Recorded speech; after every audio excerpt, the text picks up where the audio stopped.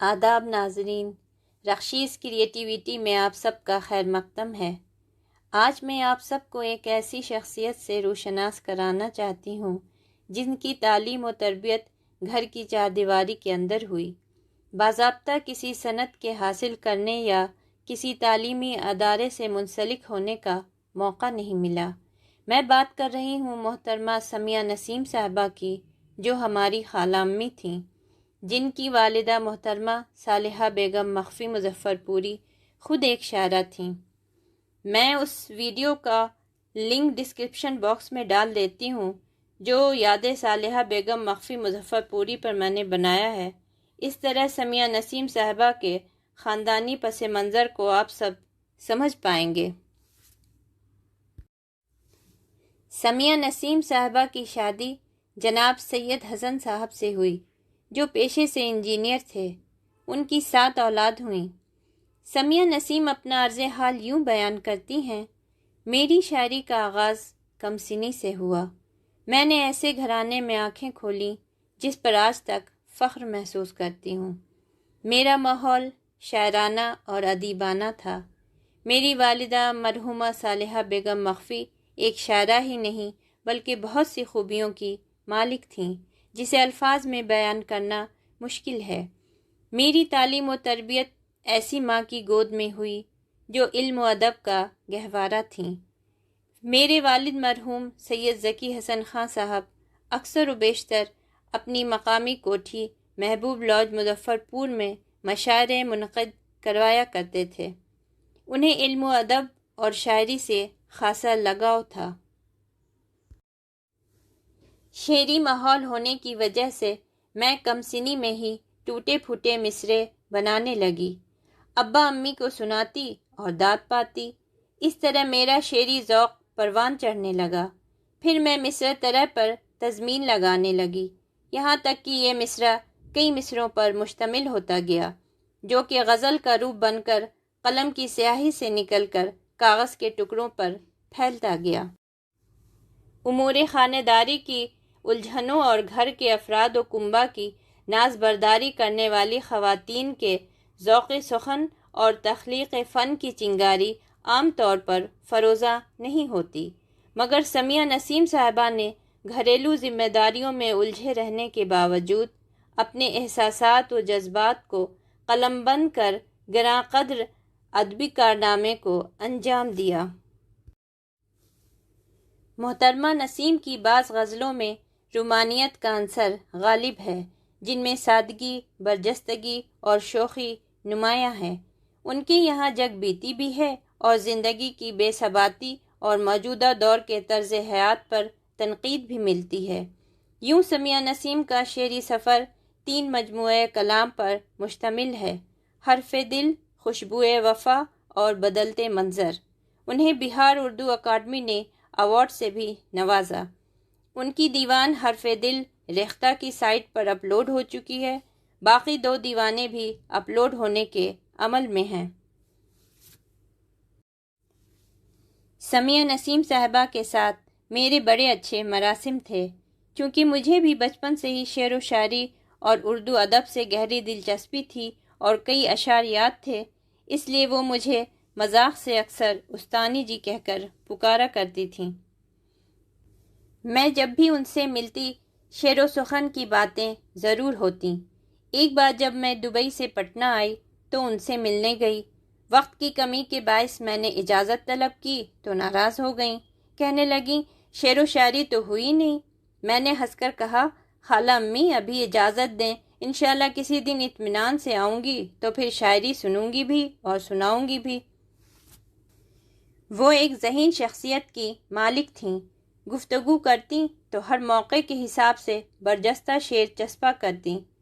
ان کے چند اشعار اور غزل ملاحظہ فرمائیں: مرگ حسرت نہ سہی، خون تمنا ہی سہی، کوئی عنوان تو رکھ دو میرے افسانے کا، چاہا تھا بعد قتل بھی قاتل نہ ہو ذلیل، چھینٹے لہو کے آ گئے دامن کے آس پاس، عجب ہے انداز اس جہاں کا کہ آشنا آشنا نہیں ہے، اب ایسا لگتا ہے جیسے کوئی کسی کو پہچانتا نہیں ہے۔ مروت آنکھوں سے جا چکی ہے، خلوص دل میں ذرا نہیں ہے۔ میری محبت کی داد دے دو کہ اب بھی تم سے گلہ نہیں ہے۔ وہی زمیں ہے، وہی فلک ہے، وہی ہے سامان عیش و عشرت، مگر یہ کیا ہے کہ سب کے ہوتے وہ زندگی میں مزہ نہیں ہے۔ سمیہ نسیم صاحبہ کی ایک اور یاد جو ذہن نشیں ہے وہ یہ کہ جب ہم لوگ سہرسہ میں رہائش پذیر تھے تو وہ ہم سب سے ملنے سہرسہ تشریف لائیں۔ بڑا اچھا وقت گزرا، خوب شعر و سخن کی محفل جمی۔ جب وہ واپس پٹنہ گئیں تو امی کو انہوں نے خط لکھا اور اس خط میں ایک بہت ہی خوبصورت شعر لکھا جو کہ ان کے دل کی عکاسی تھی۔ شعر کچھ یوں تھا: بچھڑ کے تم سے چلے تو آئے، مگر ہے عالم عجیب دل کا۔ بچھڑ کے تم سے چلے تو آئے، مگر ہے عالم عجیب دل کا۔ سکون میں بھی سکون نہیں ہے، قرار بھی بے قرار سا ہے۔ میرا حال مجھ سے نہ پوچھیے، میرے زخم کو نہ کریدیے۔ میری کاوشوں کا تھا ایک محل، وہ بھی سامنے ہے لٹا لٹا، وہ بھی سامنے ہے لٹا لٹا۔ میری حسرتوں کا وجود کیا، میری آرزو کا شمار کیا۔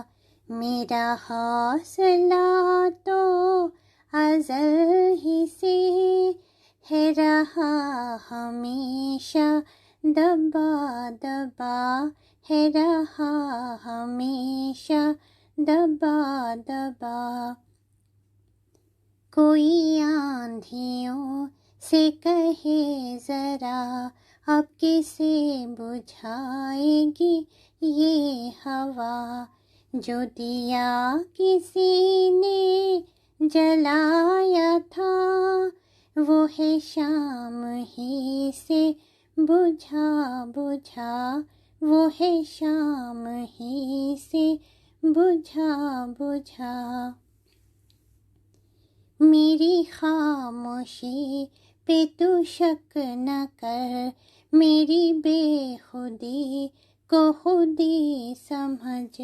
تیرے کیف کا یہ مجاز ہے، تو ہے دل جگر میں بسا بسا، تو ہے دل جگر میں بسا بسا۔ یہ گھٹی گھٹی سی جو آہ تھی، یہ کسی خیال کی چاہ تھی۔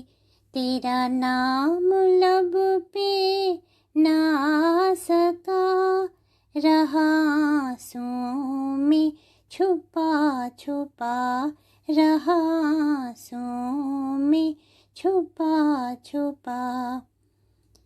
کوئی بات ایسی سناؤ اب جو سنی نہ ہو کبھی عمر بھر۔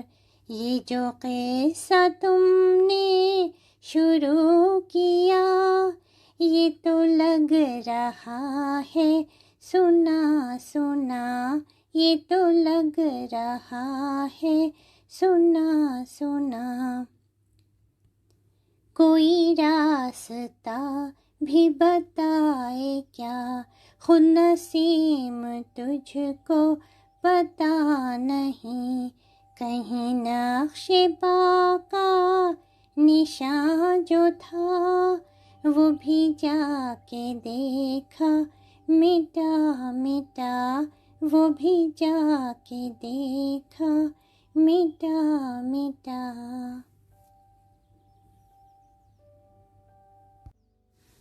آج سمیہ نسیم صاحبہ ہم سب کے بیچ نہیں ہیں، لیکن ان کے ساتھ بتائے ہوئے لمحوں کی یادیں ہم سب کے ساتھ ہیں۔ آخر میں ان کے ہی اس شعر کے ساتھ یادوں کے اس سفر کو تمام کرتی ہوں۔ آئے ہیں نسیم آج تیری بزم میں جو لوگ، آئے ہیں نسیم آج تیری بزم میں جو لوگ، قرض ان کا چکانے میں بہت دیر لگے گی۔ ہماری یہ کوششیں خراج عقیدت آپ سب کو کیسی لگی کمنٹ کر کے ضرور بتائیں، لائک شیئر اور سبسکرائب کریں، دعاؤں میں یاد رکھیں۔ ملتی ہوں پھر ایک نئی ٹاپک کے ساتھ۔ اللہ حافظ۔